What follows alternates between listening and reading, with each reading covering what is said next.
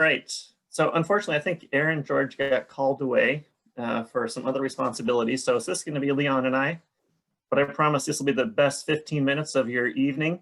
Leon and I will regale you with many a story and keep you entertained. So unfortunately, Aaron George, who is on the faculty at the Emeritus Family Medicine Residency in Hagerstown, Maryland, is not able to join us. But I am Raj Woliver. I'm the residency director at the Maine Dartmouth Family Medicine Residency in Augusta, Maine, and I'm also the president of the FMEC. And hi, good evening. I'm Leon McCrae. I am the residency director at Drexel University College of Medicine. I am also the president-elect of the FMEC, and I'm also the senior associate dean for diversity, equity, and inclusion at the College of Medicine at Drexel.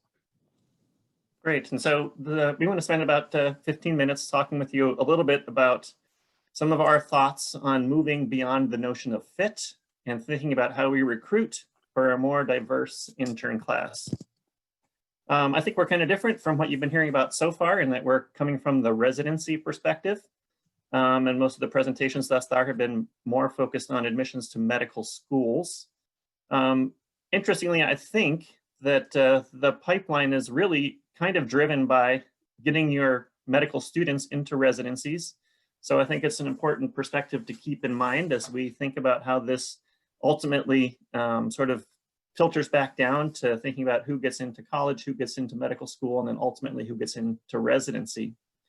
So this issue has been around for a long time, but the ACGME sort of put it front and center for us when they introduced the notion of diversity, equity, and inclusiveness as one of their pillars and accreditation requirements. So even if this was not a focus of your residency previously, all of us have it on the radar screen now. And we're all thinking about what we can do to better create physician workforce that looks like the populations that we're trying to serve. So frankly, our goal should be to create physician demographics that pretty closely reflect the demographics of the communities that we're working in. And Raj, as you're thinking about that, the one piece of it being a requirement sometimes feels like mandate, feels like I'm doing this kicking and screaming. And I think our hope is that by the time we talk about this, we embrace the idea of just how important it is as a central component of creating a high quality experience. And then the challenges associated with demographics based on the communities you're in. Because what happens, Raj, if you're in a community that is not diverse, and is there still importance in trying to create a diverse workforce that doesn't necessarily reflect the communities you're in? And, your thoughts about that would be great. Absolutely. I mean, I love that you bring up that point, Leon, because I work in the state of Maine, which is literally the whitest state in all 50 of the United States. And so I think for a long time, I cut my program some slack and said, oh, well, we're working in the whitest state. So of course, our residents are going to be mostly white. But then even just looking at the demographics of the state of Maine, even though we are the whitest, on average for the state, our population is somewhere between 6 and 7% people of color. And my residents were not 6 or 7% people of color.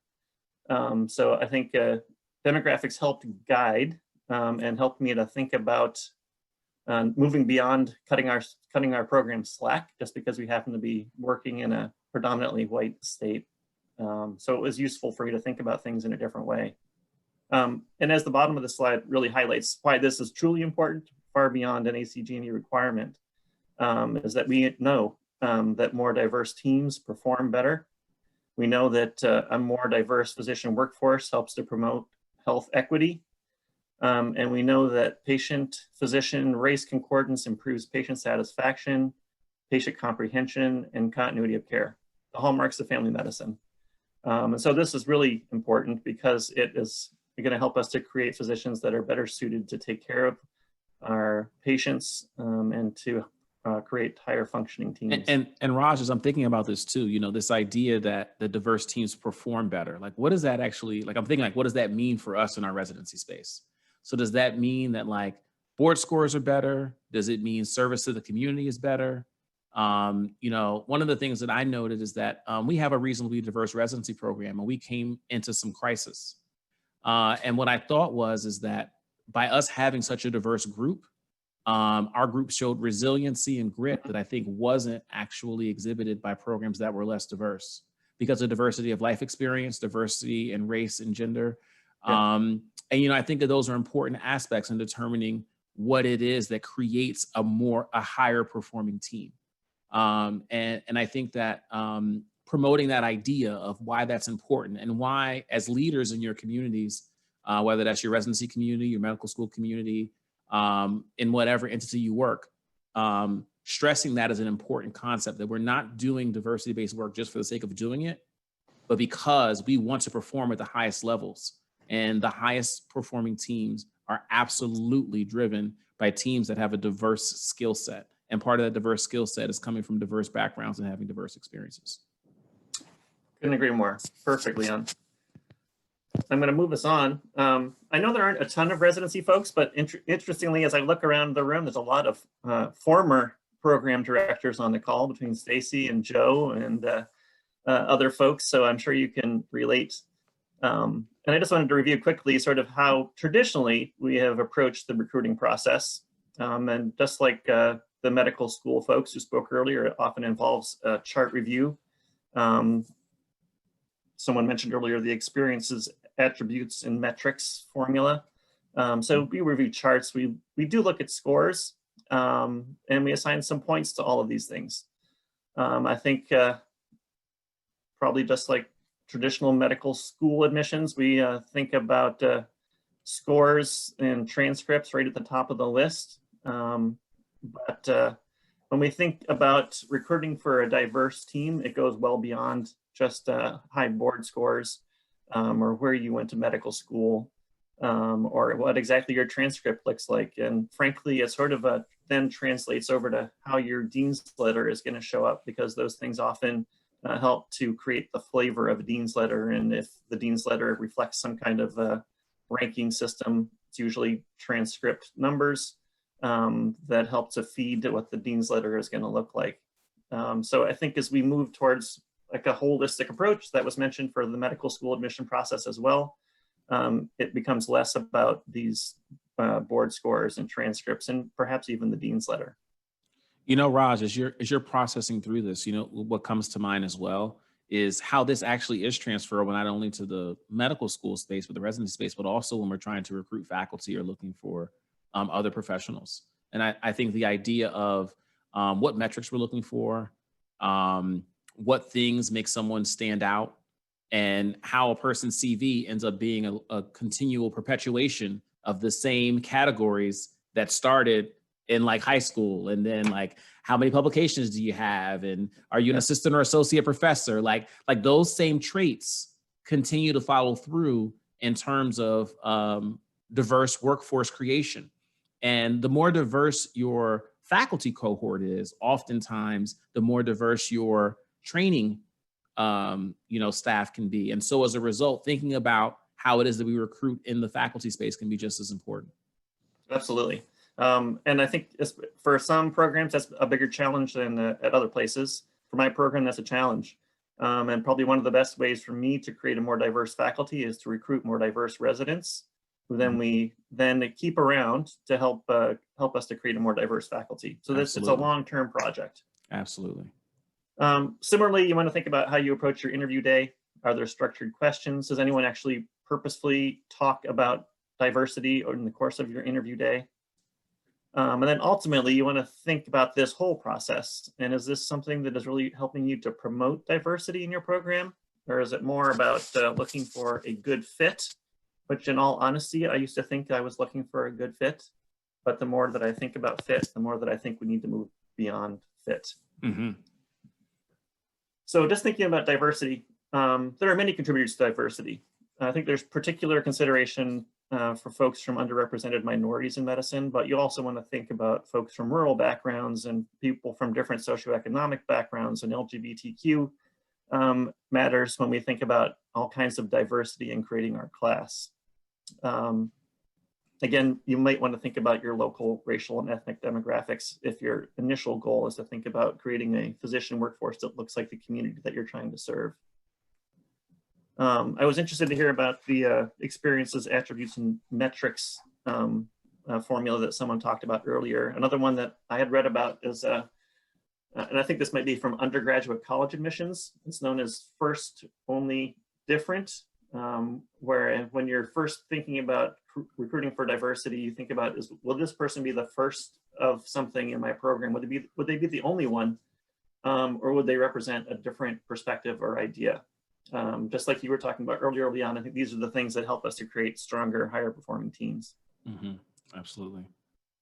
You know, Raj, I think that the first, only, and different challenge is that it really becomes, when you're doing this work in diversity, a chicken or egg argument, because there often is apprehension on a first and only or a different in terms of coming into a new space and trying to figure out what the support structures that are going to be in place to deal with challenges that can be unique to being a first and only or a different. Absolutely.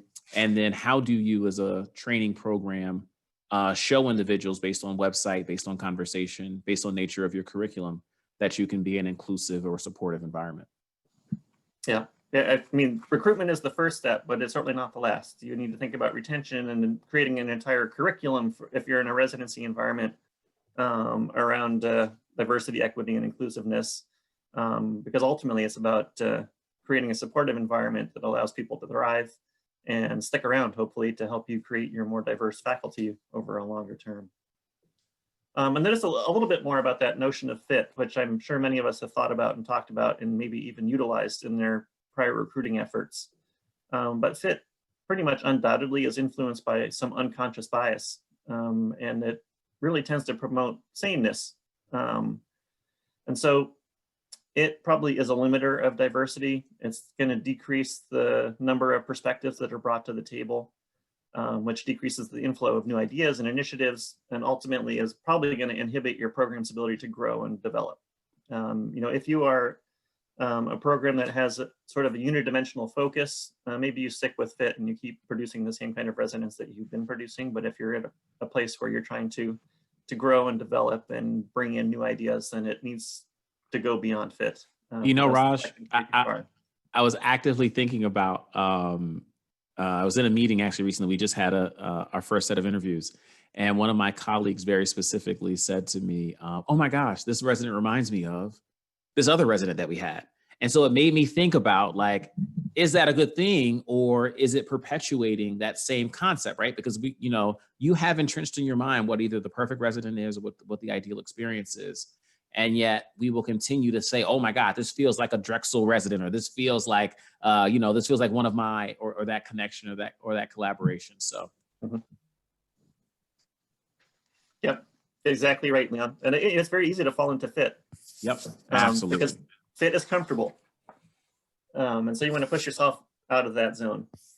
So just really quickly to sort of wrap us up, some things that you might think about in terms of changing your approach to recruiting. Think about what kind of changes you've made in the past. You may have made a goal to recruit more graduates from US medical schools. You may have set a goal to recruit people from a particular set of medical schools. So think about what you've done in the past, and maybe you've set some targets around that even. I would encourage you to think about whether you're setting out to make some wholesale changes or just tinker around the edges. And I would encourage you to think about more than just tinkering around the edges. In my experience, tinkering around the edges gets you sort of tinkering little results, and you're not going to make some big changes if that's what your program needs. Broaden your idea of where you're going to recruit from and how you're going to reach out. Think about the meetings that you traditionally go to and probably broaden the scope of those meetings. Think about your community connections, local colleges, universities, and then employ a holistic chart review like we've already talked about. Reconsider your interview day. And then honestly, I would encourage you to set a diversity goal. Whether that is creating a group of residents that mirrors the demographics of your local area. Even for me, if that was saying, you know what, I want at least 7% of my residents to be people of color, because that's what my community looks like. That's a place to start. And that might feel weird to people, but frankly, we are goal-driven people. And so if you don't set a goal, you will not accomplish your goal. If you set it, you might not accomplish it your first time out, but you're much more likely to achieve that end point if you set yourself a goal and work toward it. And Raj, I think that I know our time is running short, but I think that idea of setting the goal is really important, even if it makes people uncomfortable. Because I think that one of the things that happens is that you will start to sometimes have awkward conversations around, why are you stressing this? Why is this all of a sudden important? Shouldn't we be past this? And I think it becomes increasingly important to have open and honest discourse around the idea of what goals intrinsically need to be set. How do we get there? How do we change? Are we recruiting, as you mentioned, from different places, and not stopping until you get that goal, and having an intentionality, again, is setting the tone. So you saying to everyone in your institution that you want to be more diverse means they can't be surprised when there are more diverse people that are coming across, right? Because you said it to them. You told them they were coming. Now they're on the list. Now they're here. Yep. Right. But it is that you've set the tone, and setting that tone is an incredibly important component of creating that space. So I just wanted to make sure I emphasized that point that you made. I think is really incredibly important. Couldn't agree more. Thanks, Leon.